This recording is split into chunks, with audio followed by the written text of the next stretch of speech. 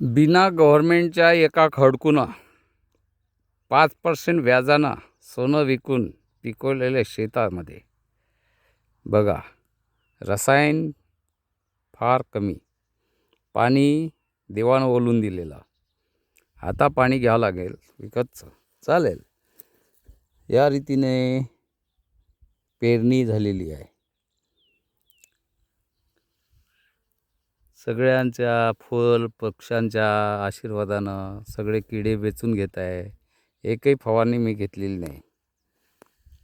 पेरणी चांगला आहे, घरगुती बी, कोणतेही रासायनिक नाही. दप्तरी 21 असं म्हटलं आहे. कोणत्याच शेतकऱ्याकडून घेतलेलं आहे, डिग्रस येथील, त्यांनी पिकवलं. आता मी पिकवणार. त्यानंतर बघा असं आहे. याच्या अगोदर तिळाचं पीक घेतलेलं होतं, त्यामुळे सरकारने आपल्याला खडकू दिलेलं नाही. त्यांच्या दृष्टीने फक्त सोयाबीन उत्पादक, सोयाबीनलाच त्यांनी पैसा दिला. त्याच्यामुळं त्यांनी ते केल्यामुळं या पिकाला पेरण्याकरता सरकारने एक खडकू दिलेलं नाही. कारण नुकसान भरपाईमध्ये त्यांनी सोयाबीन पेरली होती तेच, बाकीचे नाही.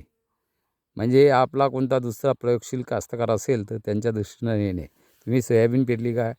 अरे ज्यांनी पिकली नाही, जिथं नुसतं गवत उगवलं नसेल, तूर पेरलं, त्यांनी तूर पिकालाही खडकू दिलेला नाही दिला. आपल्याला तर शेती पिकवाच लागते दरवर्षी. 5 वर्षापासून 6 वर्षापासून बँकिंग प्रणाली, 7-8 वर्ष झाले. 2015च्या दुष्काळानंतर आपल्याला पैसे संपले. त्यानंतर आपण सोनं गहाण ठेवलं. त्यानंतर सोनं विकल्या गेलं. मधामध्ये सगळ्या बँकिंग प्रणालीपासून 2015पासून बाहेर असल्यानंतर तुम्हाला सोनंही गेलं, तुमचंही गेलं. त्यानंतर 5% व्याजाने पैसा आणणे, वावर पेरणे, त्यात पिकलं तर ठीक आहे, नाही तर नुकसान झालेलं आपण सहन करायचं. घरी शेती बाळ, हे ते, मुलांचे शिक्षण, शहरात घर भाडं, हे गाडीत पेट्रोल टाकणं, सगळं आपण करायचं. आणि लाखो जनता, करोडो जनतेला फुकटात खाऊ घालायचं, स्वस्तातच.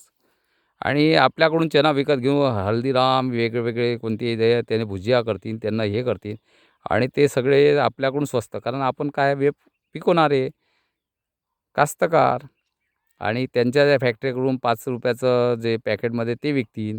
GST गव्हर्मेंट घेतील, सगळं मिळून खातील. पण शेतकरी म्हणजे जे महात्मा फुलेंनी म्हटलं होतं, एक डोई 100 नाही. इथे कुणाचा हे नाही, पण जे हजामत करण्याकरता एक डोकं वापरल्या जाते आणि 100 लोक हजामत करतात. शेतीमाल गेला, बाजारपेठेत गेला, त्याच्यानंतर तुम्ही आहे हमाली, दलाली, त्याच्यानंतर सगळे अशा रीतीने. आता या दुसऱ्या शेतात पहा, लाल्या गेलेला आहे, लाल्या काठावर हे आहे, बाँड्रीचं येत आहे. त्याच्यानंतर महसूल विभाग. आता हे आम्ही शेतकऱ्यांनी पिकवलेले पिकं आहेच. इकडे आहे मोसंबीला भाव नाही, बाजूला आहे. अशा याच्यातून पीक काढणे कुटुंबाला आहे. प्रत्येकाला 50-60 हजार लागते, म्हणजे 12-5-60 हजार. मग या रीतीने असा सूर्याच्या पिकाने या रीतीने अशा रीतीने हे आहे पीक. तर आपला हा जनरल क्लास असतो, आणि काय असते हे आपल्याला कळते. एअर कंडिशन राहून आयस झालं म्हणून किंवा या म्हणून इथं कळत नाही. इथं लहानपणापासून ऊन पाणी ताण हवा इतके घाटे काढलेले, पिढ्या टिकवलेली शेती असते. या सगळ्या गोष्टीतून आहे. आता इथे कुठे खळगे पडतात, कुठे हे राहते, आता ते आम्हाला समजेन. आता पाणी आपल्याजवळ आहे नाही. विहीर करण्याकरता इथे आशिषबाबू देशमुख असताना यांनी विहीर मंजूर केले. 19 एरला धोटे इथे विहीर तर झाली नाही. तिथे काय माहीत कुठं काय गोड बमगायला. तर मला तर BDO ऑफिसमध्ये गेल्यानंतर तिथे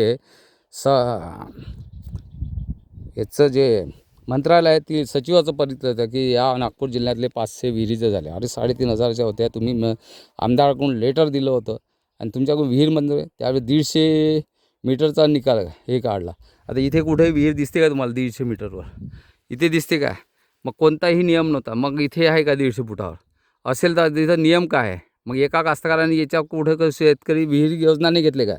म्हणजे आपल्याला आले का एका अनिल बाबूचे माणसं आले, याचे माणसं आले, आणि ते आले का मग दुसऱ्या याच्या योजना कशा बदलून जातात काय? म्हणजे त्यांनी फायदा घ्या आणि दुसऱ्याने घ्यावा नाही. म्हणजे आमदार बदलला म्हणजे आमदाराच्या धावणारे माणसं नाही. आणि आमदार काय सांगता तुम्ही आमदार पकडायला पाहिजे. म्हणजे आम्ही आमदाराच्या मागं लोटांगण घालून फिरावं काय? अरे आमच्या भरोशावर तुम्ही निवडून येता, आमच्या मतामुळे तुम्ही निवडून येता आणि आम्ही तुमच्याकडून लोटांगण घालणार आहे. आम्हीच तुम्हाला निवडून देतो तुमच्या पाठीमागे फिरवून किंवा तुम्हाला प्रस्थान देऊन चांगले माणसं आहे म्हणून.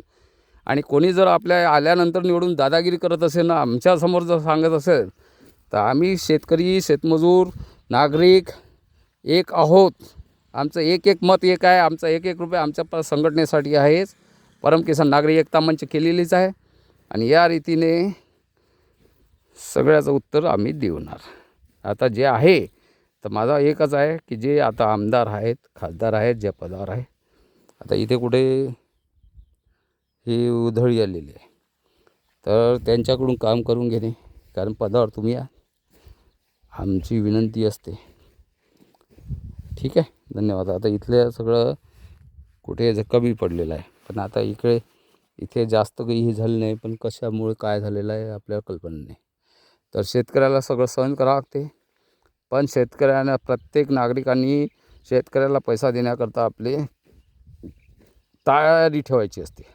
नसेल तर आपल्या शेतीमालाला त्याच्या घरापर्यंत पैसा जातील अशी व्यवस्था करा, की जेणेकरून तो टिकला पाहिजे, तेव्हाकडं तुम्हाला खायला भेटेल.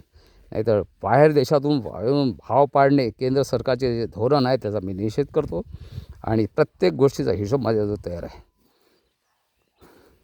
आणि बदलण्याची ताकद मैदान, शेवटी मतदान, जनता मालक. जय हिंद, जय भारत, जय जनता जनार्दन.